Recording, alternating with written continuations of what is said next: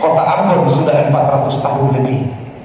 Apa arti juga lampu-lampu menyala gemerlapan, spanduk-spanduk di mana-mana, tapi sebagian rakyat masih beli air sampai dengan hari ini.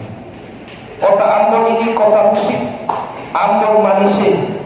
Tapi kalau kita kemana-mana, terus mau yang ada di sekitar Waitati ya, bukan sebelum masuk siapa yang masih wilayah kota Ambon. Waduh, bagaimana kita mau jadikan Ambon sebagai kota wisata? Sampah berkeliaran di mana-mana dan di mana-mana.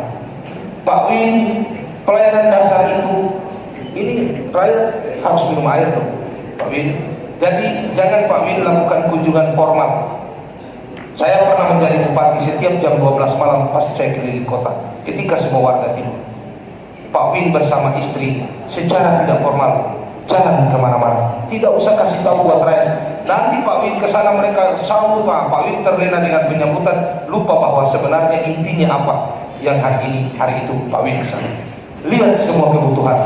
Saya percaya sungguh teman-teman pimpinan dan anggota DPR juga warga masyarakat kota Ambon, mereka akan mendukung yang penting untuk rakyat itu Pak Win, sehingga pada saatnya ketika Bapak selesai, orang akan mengatakan itu baru wali kota Ambon, itu baru pejabat wali kota Ambon, bukan yang tadi saya katakan di awal, itu pejabat wali kota Ambon yang baru. Yang penting Pak Win bisa berkolaborasi, berelaborasi dengan pimpinan dan anggota DPR, karena beliau-beliau yang terhormat ini adalah representasi dari wakil rakyat. Jangan berjalan sendiri-sendiri.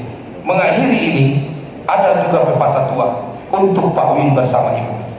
Jangan membangun tembok di hatimu, karena sewaktu-waktu engkau tidak bisa melompat keluar dari tembok itu, karena tembok yang engkau bangun terlalu tinggi. Terima kasih banyak atas semua yang tadi disampaikan. Demikian yang dapat saya sampaikan.